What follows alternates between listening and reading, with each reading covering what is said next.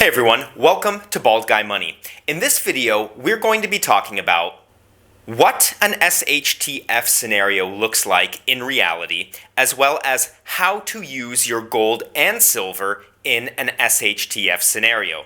And the reason I'm covering this topic today is because I think my viewers need to really understand the fundamental reasons why I stack gold and silver, and how I intend on using the metals as protection against an out-of-control monetary policy. And why you shouldn't let fear play a role in your silver and gold purchases, because if anything, these purchases should be coming from a place of confidence. As always, we will be jumping right into this topic, but just before I do, I kindly ask you to take a second right now to leave a like for this video, make some noise for the algorithm, and let YouTube know that you think videos like this are more important than videos showing people playing computer games. Now, we all have our idea of what the SHTF or the ish hits the fan scenario looks like. And for every one person watching this video, there will probably be a different scenario each person plays out in their head. And although I do a little prepping in case the unthinkable happens, as you can see by some of the books that I show on this program from time to time, what SHTF or ish hits the fan for me looks like is this. It looks like the boring chart you see here on the right of the screen, which shows massive levels of inflation in an industrialized country. In this particular example, it's Turkey, a member of NATO and a very civilized country and very interesting place to visit, which tells me that this can happen anywhere, and it can happen fast, and it happens without warning. SHTF does not look like the Hollywood SHTF scenario that many stackers believe in, where we're all fighting for our lives like we're in an episode of The Walking Dead, but somehow, somewhere, there is a farmer who will still sell you a loaf of bread for a mercury dime because he still recognizes silver as money. And just before you turn off this video, let me say that I understand the Walking Dead scenario of the SHTF is a much more interesting scenario to play out in your head. I mean, how would you deal with the situation? How would you survive, etc., etc.? And I know this because I've played it out a million times in my head because I'm a huge fan of the show. It's exciting to think about what you would do if society totally collapsed. But the fact is that the ish is hitting the fan on a regular basis around the world today, and people who are not prepared are seriously suffering from the consequences of it, especially retirees. Because in a world where governments are constantly borrowing from their nation's retirement savings programs that most of you out there watching pay into, periods of large inflation are gifts for the politicians who run up big debts. Because adjustments made to retiree benefits, also known as COLA in the United States, a lot of my American viewers will be familiar with the cost of living adjustment that sometimes you hear talked about in the media in the United States. These cost of living adjustments never fully reflect inflation. And if you don't think that's a big deal, just talk to any retiree in Turkey grappling with this problem right now, where the private sector has been reflecting inflation in wages, whilst the government is unable to fully reflect it in retirement benefits. And those people who are suffering from this right now, they'll tell you that the ish has already hit the fan for them. But there is a group of people in Turkey that has been able to weather this storm a lot better than others. And who are those people? They are gold and silver stackers, and this is just a fact. And it is where we will start to get into how to use gold and silver in a real SHTF situation, because there have been many learnings for us to take from the situation that's happened in Turkey, starting with this.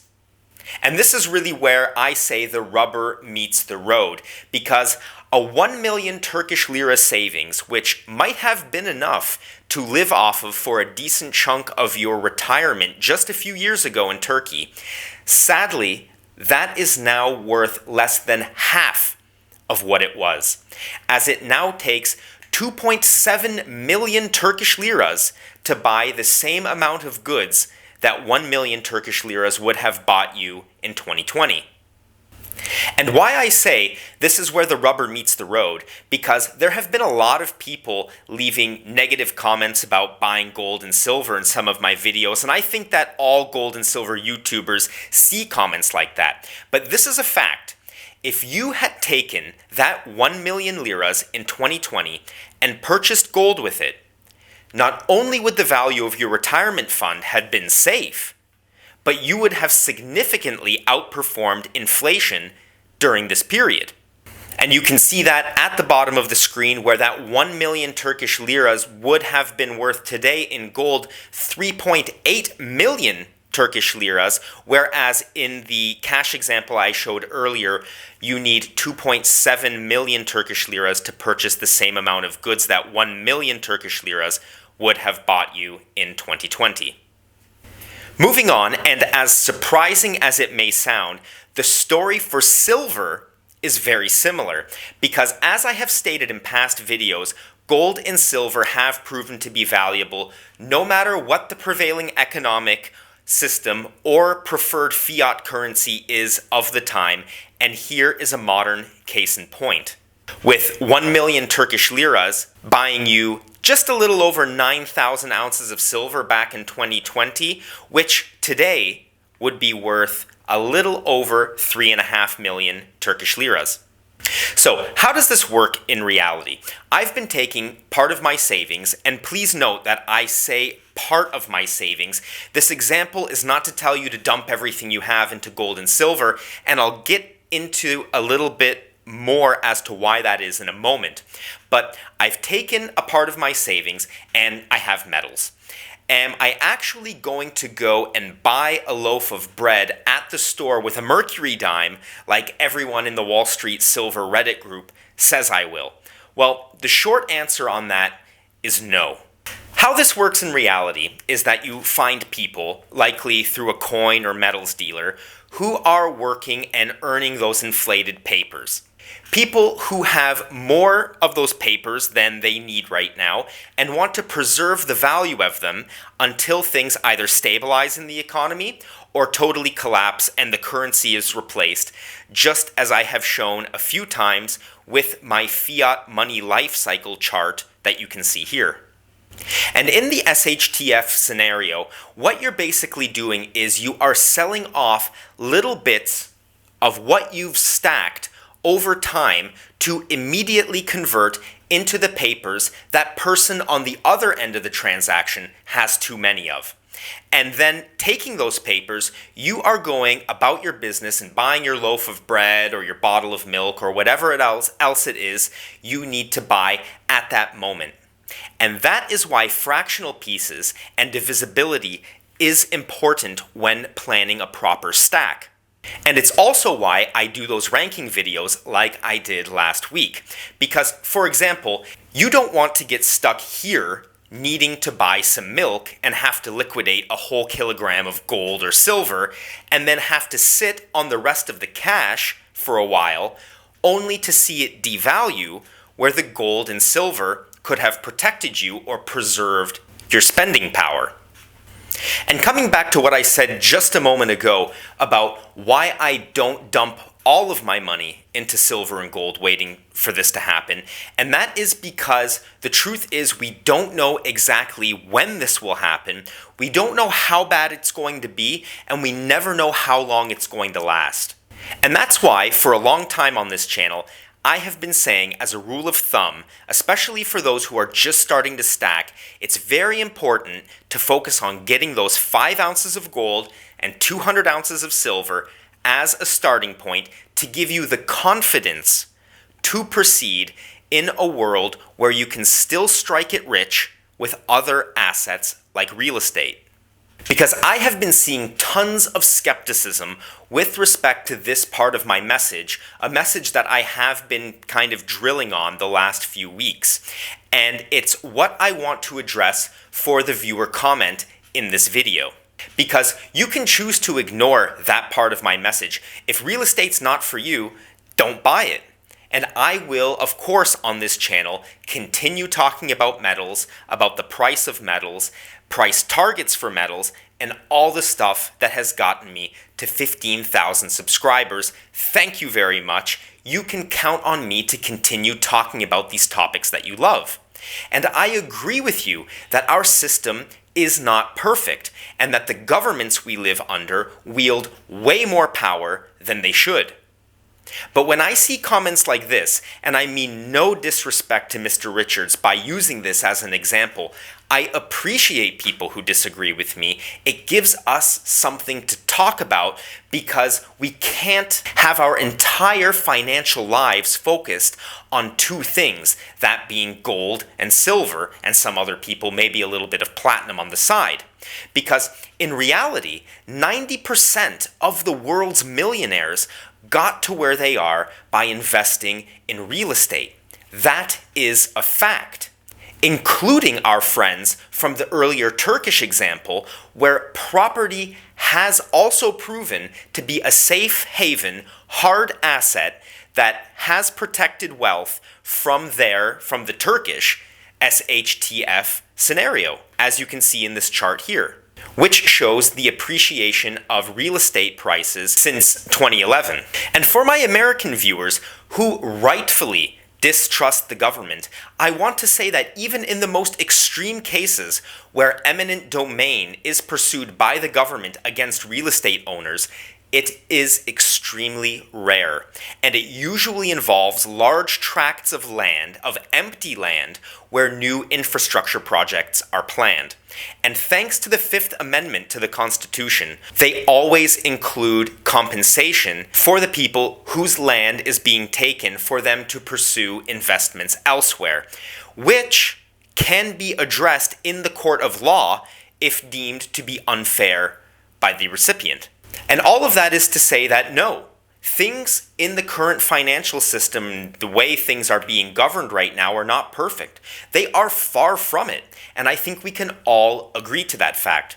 But it shouldn't stop anyone from investing in their future under the way the current system operates, as wobbly as it is, while responsibly preparing for what happened in a country like Turkey, understanding that it absolutely can happen in a country like the United States, like Canada, like Australia, and whatever country it is you're watching this video in.